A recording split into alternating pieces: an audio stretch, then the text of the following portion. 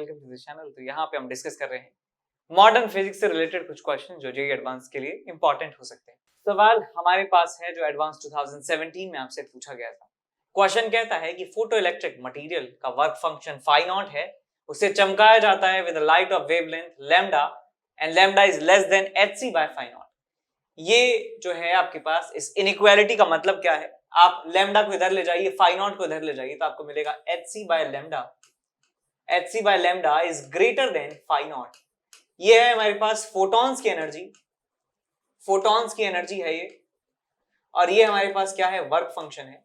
और energy of photon work function से ज्यादा है, इसका मतलब फोटो इलेक्ट्रॉन्स वहां पे हो निकलेंगे उस मटेरियल से, मेटल से, और फोटो इलेक्ट्रिक इफेक्ट जो है वो आपको दिख रहा होगा और फोटो करंट उस पूरे सर्किट में डेवलप हो चुका होगा। The fastest photo electron has a de Broglie wavelength lambda D. अब देखिए, ऐसे आपके पास पार्टिकल हैं जिनका कुछ ना कुछ मास है, इलेक्ट्रॉन्स हैं, तो उनके लिए जो है हम डी ब्रॉगली वेवलेंथ डिफाइन करते हैं। और डी ब्रॉगली वेवलेंथ क्या होता है, lambda is equals to h upon p। इसको लिख सकता हूं मैं h अपॉन mv, और इसको लिखा जा सकता है h upon under root of 2m/ke। इस तरीके से लिखा जा सकता है इस डी ब्रॉगली वेवलेंथ को। तो क्वेश्चन आगे कहता है कि change in wavelength in the incident light. In incident light का वेवलेंथ यदि छोटा सा चेंज करता हूं मैं डेल्टा लैम्डा, तो जो डी ब्रॉगली वेवलेंथ है फोटो इलेक्ट्रॉन्स की, वो डेल्टा अमाउंट से चेंज हो जाती है। तो आपको रेशियो बताना है delta lambda D by delta lambda, वो किसके प्रोपोर्शनल होने वाला है, इस बात के प्रोपोर्शनल होगा change in de Broglie wavelength divided by change in the photons wavelength. तो सबसे पहले मैं यहां लिख सकता हूं कि आइंस्टाइन्स इक्वेशन जो होती है उसमें काइनेटिक एनर्जी होती है मैक्सिमम। फास्टेस्ट इलेक्ट्रॉन की बात करें जो वहां से निकलेगा, उसकी एनर्जी कितनी हो सकती है, hc by lambda minus phi naught के बराबर। सबको ये बात समझ में आती है। अब ये जो ई में काइनेटिक एनर्जी मैक्सिमम वैल्यू है, इसको मैं यहां से लिख सकता हूं कि ये लैम्डा डी की जो वैल्यू है वो इसके बराबर है। तो दोनों तरफ स्क्वायर कर देंगे तो आपको मिल जाएगा h square upon 2m lambda D square. ये मिल जाएगी आपको kinetic energy of electron. Electron की काइनेटिक एनर्जी आपको मिल गई, ये आप यहां पे रख दीजिए तो आपको मिल जाता है h square divided by 2m, और यहां मिल जाएगा lambda D raise to the power minus 2 is equals to hc और lambda raise to the power minus 1, और माइनस आपको मिल जाएगा ये 5। अब आप क्या कर सकते हैं, यहाँ पे जो है सबको जो है लॉग कर सकते हैं या फिर आप चेंज निकाल सकते हैं। इसमें चेंज आप निकालेंगे तो इसमें चेंज 0 के बराबर है।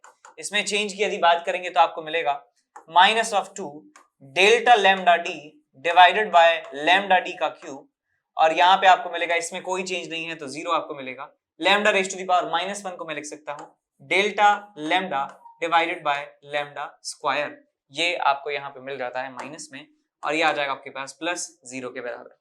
तो आप यहाँ पे सिर्फ प्रोपोर्शनैलिटी आपसे पूछी गई है, तो आप इसे ऐसे लिख सकते हैं that delta lambda D by delta lambda is proportional to lambda D cube divided by lambda square.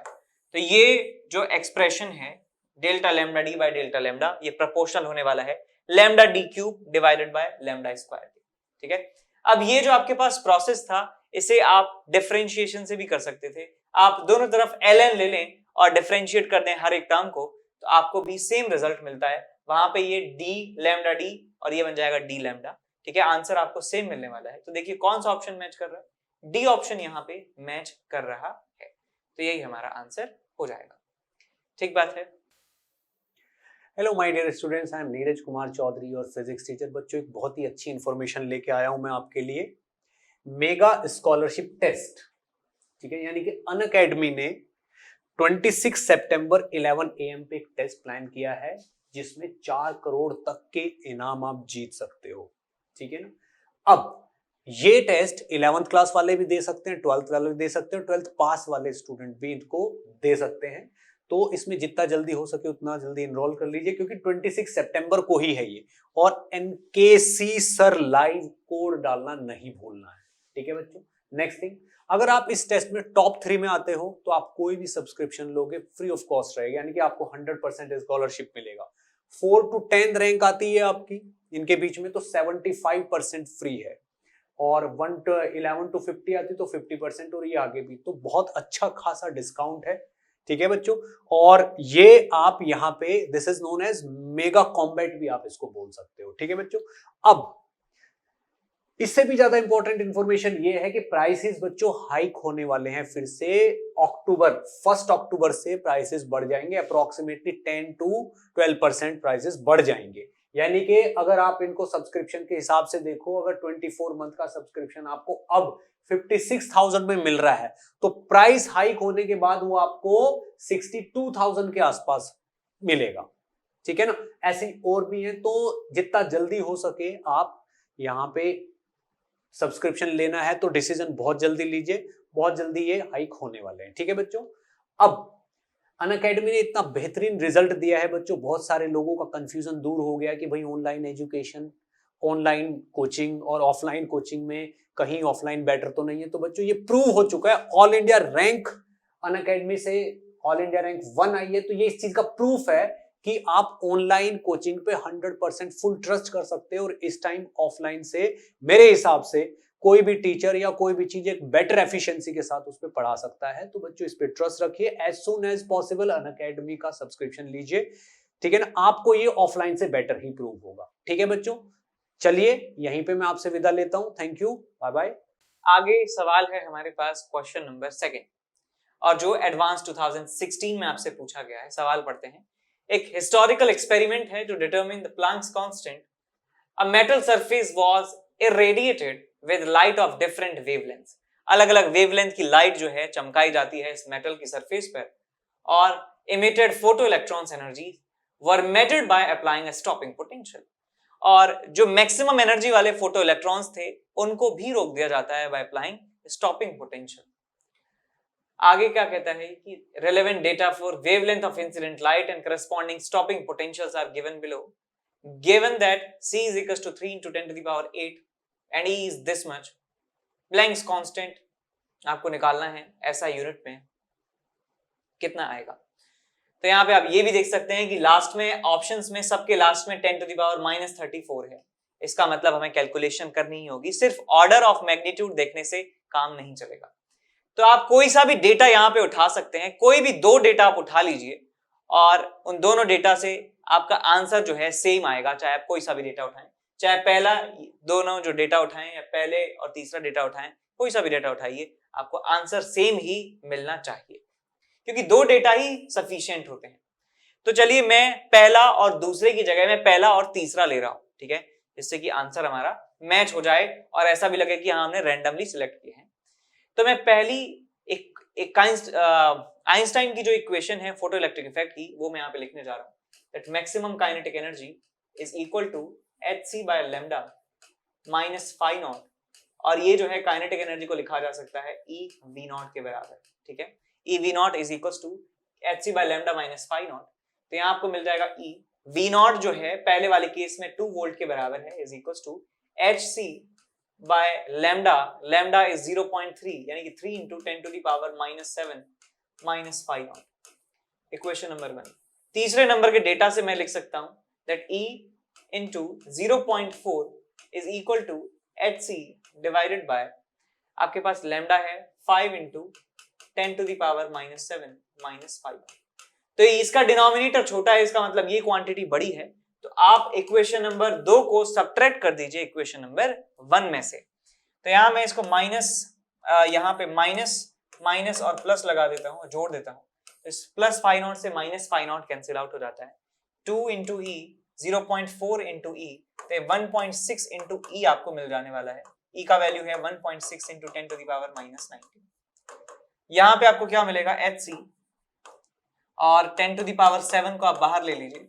So 1/3 minus 1/5 it's 2/15। 2/15 आपको यहाँ पे मिल जाता है। अब भाई हमें h की वैल्यू निकालनी है और सारी जो है वैल्यूज हमें पता है, तो इसको इधर ले जाइए। So आपको यहाँ पे मिल जाता है h is equal to 1.6 into 1.6 into 10 to the power -19 into 15 divided by 2 into 3 into 10 to the power 8 into 10 to the power 7। तो यहाँ देखिए 7 और 7 14 और 15 और 24 34, तो बन जाएगा आपके पास 10 टू द पावर -34। आपके पास यहाँ है ये 3 से गया है 5 टाइम्स और ये 16 16 256 क्या जाएगा 128, सो 1.28 आपको मिल जाएगा। So it's 1.28 and this is 5 and this is 10 to the power minus 34। Solve कर लेंगे इसे, 40 0 4 10 4 14 4 1 6 6.4 into 10 to the power minus 34 हमें आंसर मिल जाता है। तो हमारा answer 6.4 into 10 to the power minus 34 हमें मिल जाता है। बी ऑप्शन सही हो जाएगा आपका। ठीक बात समझ गए। अब चलते हैं अगले सवाल की तरफ। अगला सवाल हमारे पास है कुछ इस तरीके से, एडवांस 2014 में पूछा गया है। देख सकते हैं अभी तक जितने भी सवाल आए हैं बहुत ही ज्यादा आसान है, तो आपको डरने की जरूरत बिल्कुल नहीं है। मॉडर्न फिजिक्स से मैक्सिमम चांस यही है कि एक बहुत ही आसान सवाल आपसे पूछा जाएगा और आप उसको करके ही आओगे। ठीक है। A metal surface is illuminated by light of two different wavelengths, this much and this much nanometer. Maximum speed of photoelectrons corresponding to these wavelengths are U1 and U2, and the ratio U1 and U2 is 2:1. Hc की value है 1240 electron volt by nanometer. The work function of the metal is nearly. तो work function हमें जो है पूछा गया है कितना होगा। तो सबसे पहले आप क्या कर लीजिए बेटा, आप फोटोन की एनर्जी निकाल लीजिए कितनी है, एनर्जी ऑफ फोटोन निकाल लीजिए कितनी है। वो मैं लिख सकता हूं 1240 इन इलेक्ट्रॉन वोल्ट निकाल रहे हैं, ऑफकोर्स इन इलेक्ट्रॉन वोल्ट निकाल रहे हैं बिकॉज आंसर भी इलेक्ट्रॉन वोल्ट्स में ही पूछा गया है। 1240 डिवाइडेड बाय वेवलेंथ 248। तो आप देख सकते हैं कि ये 124 से जो है 10 बार जाएगा, 124 से जाएगा 2 बार, तो आपको मिल जाता है 5 इलेक्ट्रॉन वोल्ट पहले वाले पार्ट में। और यदि फोटोन की एनर्जी हम देखें इन इलेक्ट्रॉन वोल्ट दूसरे वाले के लिए 310 के लिए, सो इस 1240 डिवाइडेड बाय 310, 0 से 0 गया और ये 3 चौका 12 4 बार चला गया, तो ये 4 इलेक्ट्रॉन वोल्ट आपको मिल जाता है। तो पहली वाली वेवलेंथ 248 नैनोमीटर के लिए मैं लिख सकता हूं आइंस्टाइन्स इक्वेशन को, that maximum kinetic energy which is half m u1 square is equal to 5 minus phi naught, और दूसरे के लिए लिख सकता हूं half into m into u2 square is equals to 4 minus phi naught। दोनों को आप डिवाइड कर दीजिए, half m से half m कैंसिल आउट हो जाएगा, u1 square by u2 square is 4 is equals to 5 minus phi naught divided by 4 minus phi naught। Multiply कर लीजिए, सॉल्व कर लीजिए, आंसर आपको यहां से मिल जाएगा 16 minus 4 times phi naught is equals to 5 minus phi naught। इसको इधर ले जाइए तो मिल जाएगा 3 times phi naught और ये मिल जाएगा आपको 11, so phi naught is equal to 11 by 3। आपको मिल जाएगा 3.66 हमें आंसर मिलेगा which is 3.67 या 3.7 कर सकते हैं इसे। तो सबसे क्लोजेस्ट जो ऑप्शन है वो ऑप्शन नंबर ए है, वही हमारा आंसर हमें मिल जाएगा। अब चलते हैं, देखिए बहुत आसान सवाल था, कुछ भी नहीं दिमाग लगाना था इसमें, डायरेक्ट जो है फ्री के नंबर जो है ये बढ़ रहे हैं यहाँ पे, आपको लेने हैं। ठीक है। अब चलते हैं आगे अगले सवाल की तरफ जो एडवांस 2014 में आपसे पूछा गया है। If lambda copper is the wavelength of K alpha X ray line of copper atomic number this and lambda MO is the wavelength of K alpha X ray line of molybdenum atomic number 42, then the ratio lambda CU and lambda mo is close to how much। तो आपको ratio निकालना है।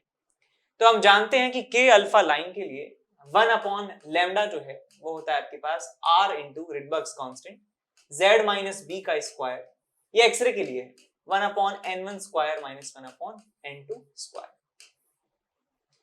तो यहाँ b की value जो है 1 के बराबर पुट कर देंगे फॉर k अल्फा लाइन, तो यहाँ पे मैं कह सकता हूं बिकॉज दोनों ही के अल्फा की बात हो रही है दोनों ही मटेरियल्स के लिए, सो ये वाली जो क्वांटिटी है सबके लिए सेम होगी, ये वाली क्वांटिटी सबके लिए सेम होगी। मैं कह सकता हूं 1 upon lambda is proportional to z minus 1 का स्क्वायर, या लिख सकता हूं z माइनस 1 का स्क्वायर इंटू लैम्डा। लैम्डा जो है वो कांस्टेंट है इन दोनों मटेरियल्स के लिए, बिकॉज दोनों मटेरियल्स के लिए जो के अल्फा के लिए मैं वैल्यू लिखूंगा 1 upon n1 square minus 1 upon n2 square की, वो सेम रहने वाली है 1 upon 1 square minus 1 upon 2 square, 3/4।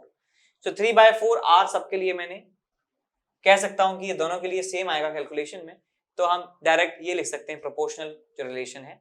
तो यहां से कॉपर की बात करते हैं, कॉपर का एटॉमिक नंबर है 29, तो ये 28 का स्क्वायर बन जाएगा into lambda of copper is equals to 41 का square into lambda of molybdenum. तो lambda copper by lambda molybdenum आपको ये मिल जाता है 41/28 का स्क्वायर। अब ये देखिए वैल्यू इसकी कैसे निकालेंगे। तो ये मुझे एग्जैक्ट वैल्यू तो पता नहीं है, लेकिन मैं क्या कर सकता हूं, इसको मैं 42 मान सकता हूं, इसको मैं 42 मान सकता हूं। और मैं यहां ध्यान रखूंगा, बाद में यदि फंस गया तो मैं, कि मैंने न्यूमरेटर को बढ़ाया है, न्यूमरेटर को मैंने बढ़ाया है, तो ओवरऑल आंसर जो है वो थोड़ा सा ज्यादा मुझे मिलने वाला है। तो 7 से गया है 6 बार, 7 से गया है 4 बार, 2 से गया है 3 बार, 2 से गया है 2 बार। सो 3/2 1.5 का स्क्वायर 2.25 हमें मिल रहा है। और हम ये जानते हैं कि ये आंसर थोड़ा सा एग्जैजरेटेड है, थोड़ा सा एग्जैजरेटेड है, बिकॉज यहाँ पे मैंने 41 की जगह 42 कर दिया। तो इससे जस्ट कम जो हमारे पास आंसर है, तो भाई हम टिक कर देंगे। तो 2.14 जो है हम यहाँ पे टिक कर सकते हैं। यदि आपको बिल्कुल थोड़ा सा भी डाउट हो रहा है कि यार बहुत ज्यादा क्लोज है ए और बी, तो आप ये कैलकुलेट कर सकते हैं अपने नॉर्मल मेथड्स की हेल्प से। ठीक बात, आसान था। अब चलते हैं आगे, नेक्स्ट क्वेश्चन डिस्कस करने जा रहे हैं। क्वेश्चन कहता है 2013 में पूछा गया था, क्वेश्चन के according a pulse of light of duration 100 nanosecond is absorbed completely by a small object initially at rest. Power of the pulse is 30 milliwatt and the speed of light is this much. The final momentum of the object is. तो मान लेता हूं यहां पे एक object है हमारे पास, और इस ऑब्जेक्ट के ऊपर लाइट जो है इंसिडेंट होती है। ऑब्जेक्ट पहले रेस्ट में था, एट रेस्ट, क्या कहा गया, इनिशियल रेस्ट पे है। अब एब्जॉर्ब होने के बाद क्या होता है, ये कंप्लीटली एब्जॉर्ब कर लेता है रेडिएशन को, और ये मूव करने लगता है, let's say with momentum p। तो मैं कह सकता हूं इस पूरी कंडीशन में, पूरी घटना में जो मोमेंटम है वो कंजर्व रहेगा, बिकॉज कोई भी एक्सटर्नल फोर्स इस पूरे सिस्टम पर नहीं है। जो भी फोर्सेस हैं इन दोनों ने एक दूसरे के ऊपर लगाए हैं, तो total force is equal to 0 external, तो मोमेंटम कंजर्वेशन लगाया जा सकता है। तो momentum of photon initially plus 0 is equal to momentum of this object, जो हमें निकालना है। तो यहां से हमें मिल जाता है कि जो ऑब्जेक्ट का मोमेंटम है वही फोटोन का मोमेंटम के बराबर होने वाला है। तो फोटोन का मोमेंटम मैं लिख सकता हूं किसके बराबर, E/c के बराबर, U/c के बराबर। जो एनर्जी थी पहले डिवाइडेड बाय c, ये हो जाएगा आपके पास मोमेंटम ऑफ दिस ऑब्जेक्ट, और यही मोमेंटम ऑफ फोटोन है। तो U/c, U जो होता है आपके पास होता है hc/λ, hc/λ, और ये आपके पास है c के बराबर। अच्छा, हमें पावर दिया है, ओके। तो हम जानते हैं कि पावर जो है, पावर वो होता है आपके पास एनर्जी अपॉन टाइम। तो U अपॉन डेल्टा टी लिख सकता हूं पावर को। तो U को लिखा जा सकता है पावर इंटू डेल्टा टी, तो इतना लिखने की जरूरत नहीं है। यहाँ पे आप इसको पावर इंटू डेल्टा टी लिख दीजिए और नीचे C से डिवाइड कर दीजिए, तो यही हमारे मोमेंटम आ जाएगा, ऑब्जेक्ट का मोमेंटम आ जाएगा। जो पावर जो है हमें दिया हुआ है 30 मिलीवॉट के बराबर, so it's 30 into 10 to the power -3। जो टाइम इंटरवल है 100 नैनोसेकंड है, तो 100 इंटू 10 टू द पावर -9 लगा देंगे और डिवाइड कर देंगे इसको C से। C is 3 into 10 to the power 8। तो यहां से 3 से गया 10, ये हो गया -2, और ये -2 -9 -11, और ये ऊपर जाएगा तो -19 बन जाएगा, और -19 में 2 जुड़ेगा तो 10 टू द पावर -17 बन जाएगा। तो हमारे आंसर जो है 10 टू द पावर -17 होना चाहिए। तो चेक कर लीजिए यहाँ पे कौन सा आंसर 10 टू द पावर -17 दे रहा है, ये वाला ऑप्शन जो सही ऑप्शन है, ठीक है। ये आंसर गलत लिखा हुआ है, ये वाला ऑप्शन सही है इसका, 1 into 10 to the power -17 kilogram metre पर सेकेंड, ओके।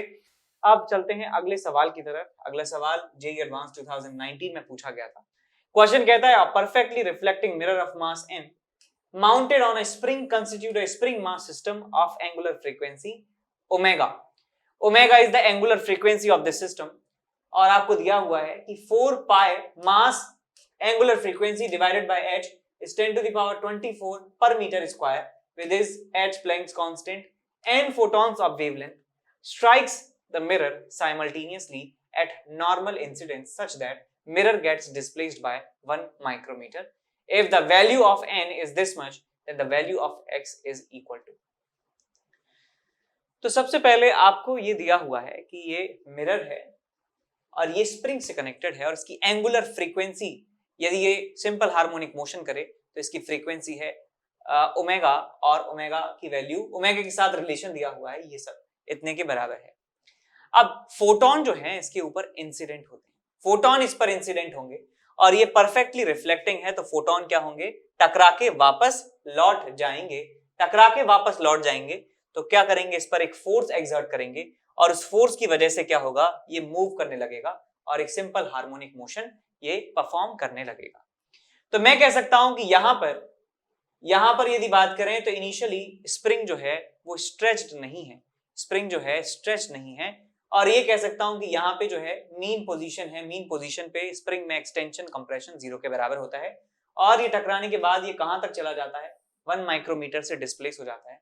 तो बेसिकली हमें एम्पलीट्यूड मिल चुका है, amplitude is 10 to the power -6 metre, और जो हमें फोर्स लगाया गया है, फोर्स आप ऐसा लिखिए इसको, जो मोमेंटम इसने ट्रांसफर किया है, मोमेंटम जो इसने ट्रांसफर किया है वो किसके बराबर है, डेल्टा पी के बराबर, वो मैं लिख सकता हूं 2 टाइम्स h बाय लैम्डा, और क्योंकि n फोटॉन्स हैं तो यहाँ पे n से मल्टीप्लाई कर दूंगा।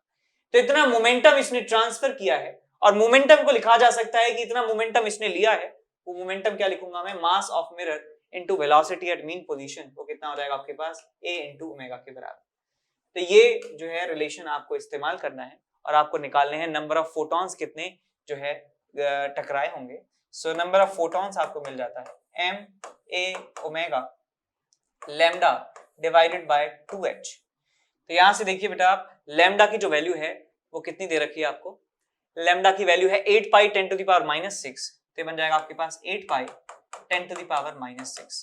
तो यहाँ 2 से उड़ा दीजिए इसको 4 टाइम्स, तो 4 पाई m omega divided by h, ये किसके बराबर है, 4 पाई m ओमेगा बाय h, ये किसके बराबर है, 10 टू द पावर 24 के, क्या लिखूंगा 10 टू द पावर 24।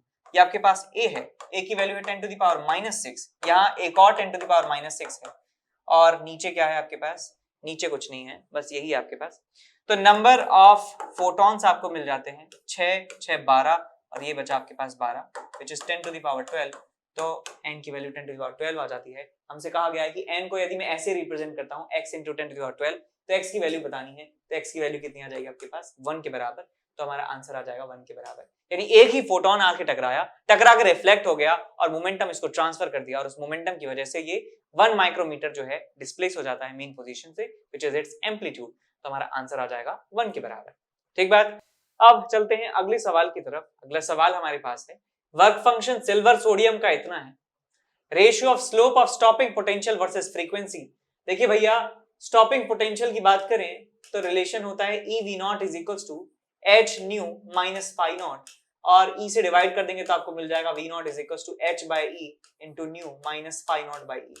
तो ये कह सकते हैं कि ये स्ट्रेट लाइन है y is equals to mx minus c जैसी, और यहाँ पे स्लोप जो है h बाई e के बराबर है। तो चाहे आप कोई सा भी मटेरियल ले लीजिए, जो जिसका स्लोप है वो h बाई e के बराबर ही रहेगा। इसका मतलब स्लोप्स का जो रेशियो है वो किसके बराबर रहेगा, 1 के बराबर रहेगा। देख सकते हैं कितने सारे सवालों के आंसर 1 है, तो कि बहुत ही आसान सवाल था, मतलब पेन भी नहीं उठाना पड़ सकता है यदि आपने सवाल ऐसे किए हैं, सॉल्व किए हैं तो। स्टॉपिंग पोटेंशियल और फ्रीक्वेंसी, स्टॉपिंग पोटेंशियल और 1 बाय लैम्डा के ग्राफ्स यदि बनाए हैं तो आपको मतलब सेकंड्स में ही जो है काम हो जाएगा, 15 20 30 सेकंड में आपसे सवाल हो जाना चाहिए। तो ऐसे सवालों को बिल्कुल नहीं छोड़ें, हमेशा स्काउट करें कि ऐसे सवाल हैं कि नहीं पेपर में जो मैं बहुत ही आसानी से कर सकता हूं और जिनमें मैं फुल कॉन्फिडेंट हूं कि यार ये सवाल तो मेरे सही हैं ही।